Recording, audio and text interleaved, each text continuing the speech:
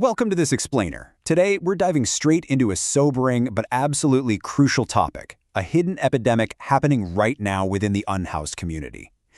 When we usually talk about homelessness, the public conversation is almost entirely dominated by the visible issues, right?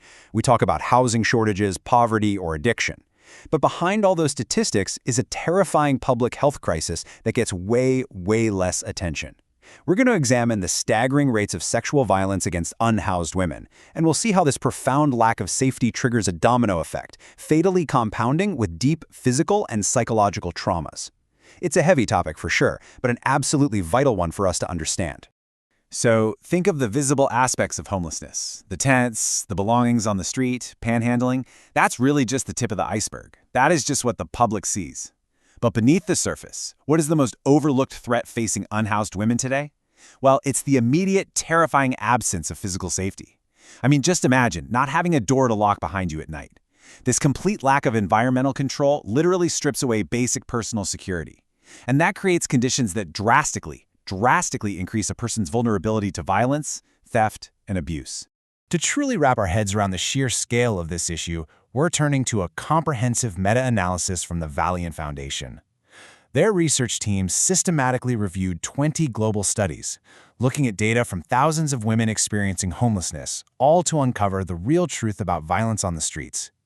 By synthesizing data across all these different regions and shelter settings, they uncovered a reality that is just deeply concerning.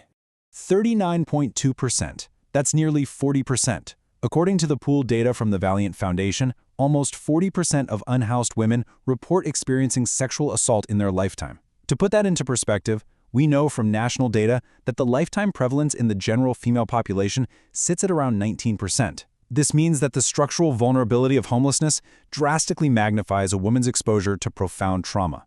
It is a massive spike. But we also have to look at the immediate, present-day threat. 22%. More than 1 in 5 homeless women experience sexual assault within a single 12-month period.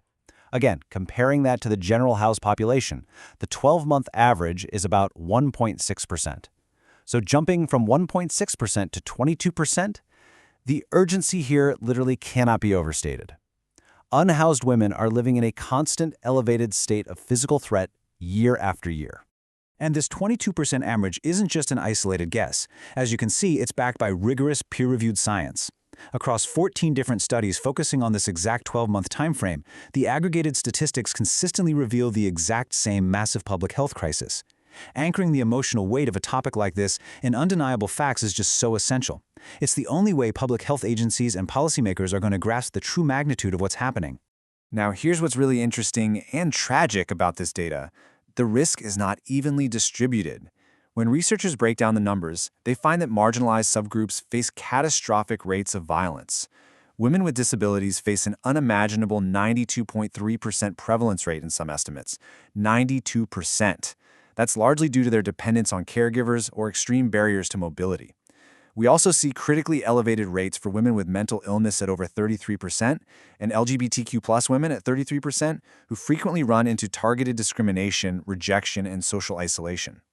This quote from the meta-analysis perfectly summarizes the environment. The lack of environmental control, financial desperation, unstable housing, and systemic discrimination, they don't just exist side by side. They compound, they overlap to systematically strip away any access to protection or recovery resources. And this complete absence of a safe environment doesn't just invite violence, it actually makes managing basic physical and mental health nearly impossible. Which brings us to our next section, compounding crises, when violence meets chronic medical vulnerability. Let's look at type 1 diabetes as the ultimate example here. It requires exactly what unhoused individuals lack: strict environmental control and predictable access to care. Because it requires total insulin dependence and safe medication storage, it serves as a really stark example of how a complete lack of environmental stability compounds vulnerability, turning basic medical management into an overwhelming everyday challenge. It's a night and day difference. In a house setting, managing chronic health is a routine. But homelessness transforms that routine into a daily, acute crisis. An environment governed by physical threat rather than safety leaves individuals entirely vulnerable. And that's not just vulnerable to medication failures, but to the severe depression, PTSD, and trauma outlined in the Valliant Foundation's research. Think about it. When basic physical safety is absent, health risks just multiply. How can someone possibly manage their insulin refrigeration when they are constantly vulnerable to assault and theft?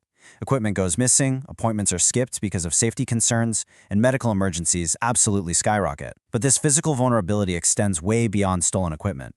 It isolates these women, compounding with long-lasting psychological effects like anxiety, severe emotional trauma, sexually transmitted infections, and unintended pregnancies. Let's ground this clinical data in a human story.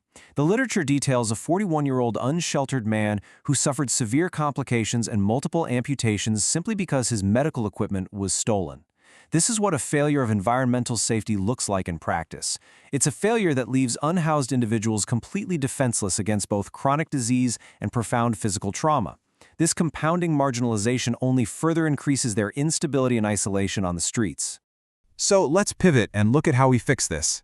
Section 2, Systemic Solutions, moving beyond emergency response. The research actually outlines a really clear path for intervention. Step 1 is implementing housing-first models to establish a baseline of safety, because, honestly, you cannot protect someone from violence or stabilize their health without a door that locks. Second, we must expand trauma-informed street medicine, expanding mental health support and legal protections for survivors. Third, clinical practice needs to shift to low-barrier care without rigid appointment constraints. And finally, we absolutely must standardize our public health data to accurately track incidents and better tailor our services for these heavily marginalized subgroups. As this summary quote lays out, homelessness is not just a housing crisis. It is a profound crisis of safety and compounding medical vulnerability. Addressing these deeply intertwined issues, from the astronomical rates of sexual violence to the impossible demands of managing physical and mental health on the street, requires us to completely redesign our medical and social safety nets. We have to put human dignity right at the forefront of the solution. I want to leave you with this final provocative thought to ponder. If our current systems demand stability from people who have been entirely stripped of it, how must those public health systems reform to actually protect the most vulnerable among us? The data is undeniable, the hidden crisis is real, and the next steps are completely up to us as a society. Thank you so much for joining me on this explainer.